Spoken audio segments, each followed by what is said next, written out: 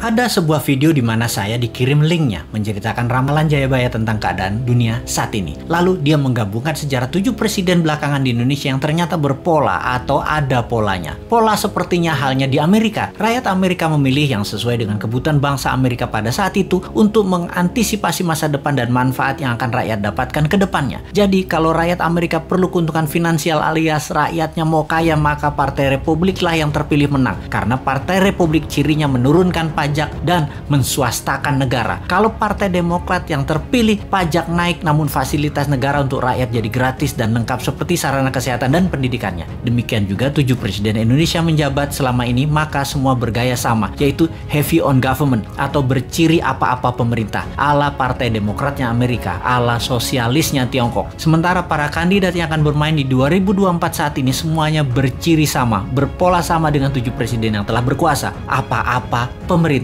Hanya Bosman Sontoloyo yang punya konsep heavy on swasta atau menswastakan kegiatan membangun ekonomi terbesarnya dan menurunkan pajak konsepnya seperti Partai Republiknya Amerika. Untuk hal ini memang kembali ke masyarakat karena konsep menswastakan pemerintah belum pernah terjadi sebelumnya, atau mengikuti swasta terutama UKM dalam porsi besar lebih dari 80% ekonomi belum pernah terjadi sebelumnya dalam 7 pemerintahan yang telah berjalan. Selama ini memang tenaga kerja 96% diserap UKM, namun ekonomi UKM hanya 40% saja dari porsi ekonomi nasional. Sisanya adalah anggaran pemerintah dan oligarki. Sudah 7 presiden polanya ya seperti ini. Belum pernah UKM naik kekuatannya menjadi menguasai ekonomi ke 80% atau naik 100% dari sekarang, atau 2 kali lipat kekuatan ekonomi saat ini yang bisa membuat GDP per kapita naik dari $4.000 menjadi $8.000 dalam sekejap. Sungguh, kalau mau UKM menang, juga pajak turun. Ya tidak pakai siapapun yang mencalonkan di 2024 yang saat ini ada di etalase calon presiden. Tapi entah bagaimana,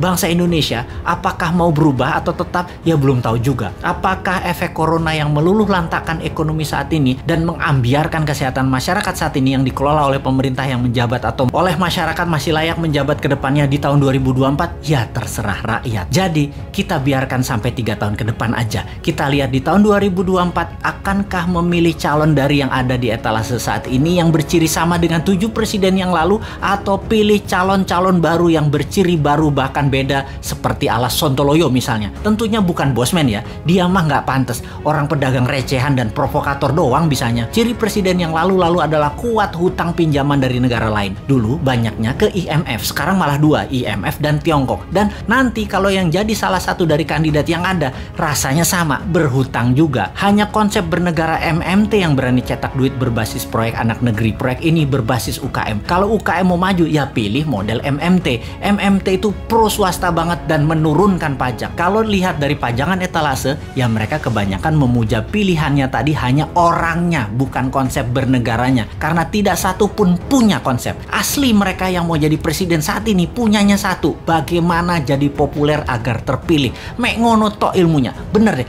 bagaimana supaya Anda memilih mereka? Citra aja dibenerin, bukan konsep yang mereka jual. Kalau Bosman, citranya kan kampungan, provokator, komentarnya norak, kulitnya hitam. Jadi karena karakternya nggak bisa dijual, maka dia jual konsep. Itu pun norak. Mainstream ya tetap maunya ngutang asing. Yang anti hutang asing kecil banget, yang mendukung UKM malah nggak ada. Akhirnya UKM-nya senang ngutang juga kalau cari duit. Kapan berubahnya bangsa ini? Begitu kuat doktrin minjem itu di kepala semua pejabat sampai UKM-nya pun tidak ada alternatif lain. Kembali ke video yang linknya saya dapat dan saya nonton, ternyata Satrio Piningit atau kesatria yang dipingit itu keluar ketika ada goro-goro atau malapetaka dahsyat menghancurkan negara dan dunia. Saat ini virus corona dianggap goro-goro. Lalu ketika goro-goro terjadi, ada kesatria yang suaranya saja muncul, wajahnya dan penampilannya dipingit tidak muncul, yaitu Bosman. Jadi kesatria yang dipingit tadi adalah kesatria yang terus-menerus memberikan arahan, solusi, dan sosoknya dipingit, diumpetin, yang penting pesannya tercapai. Lalu pola kepemimpinan nasional yang lengkap menjabat. Pak Karno itu Majapahit atau Jawa Timuran, Pak Harto itu Jawa Tengah atau Mataraman, Pak SBY itu Majapahit, Pak Jokowi itu Mataraman, dan Bosman itu Jawa Timuran Majapahit. Begitu pola penggantinya seharusnya. Abis Mataram ya Majapahit. Dan